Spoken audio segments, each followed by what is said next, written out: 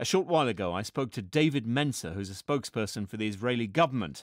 I asked him how Israel could carry out a military response and still avoid escalating this conflict.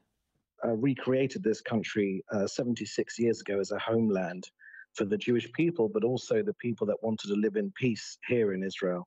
The Druze are a symbol of that community. They're deep in our hearts. Many Druze fight in Israel's army to defend ourselves. The purpose of this country was a homeland for the Jewish people to get away from the hatred which we've received for millennia. That's worked to a certain extent, but with countries like Iran controlling Hezbollah, you call Hezbollah a militant group. You know, my kids, when they won't go to sleep, are militant. These aren't militants. These are terrorists. Hezbollah is a unit of the Iranian army, the Iran Revolutionary Guard.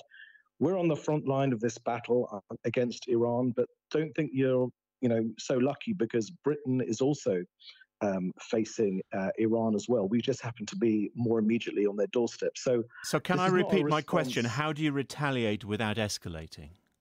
This is not a retaliation. This is defense.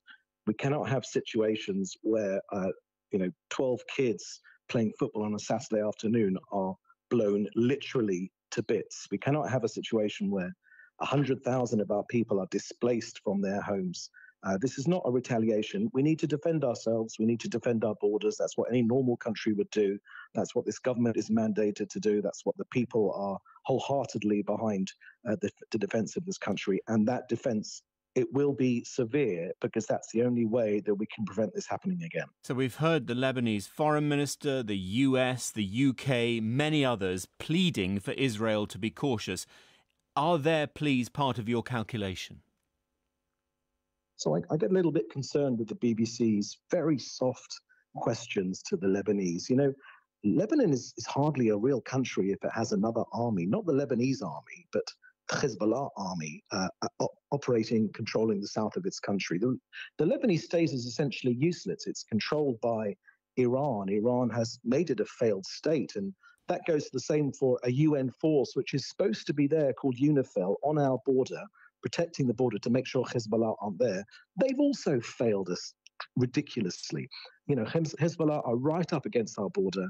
We know this was an Iranian attack. Only Hezbollah has been given these weapons by Iran, but we've got to face up to them. We simply haven't got a choice, and it will be severe, because that's the only way we can protect our northern border. That was David Mencer, who's a spokesman for the Israeli government.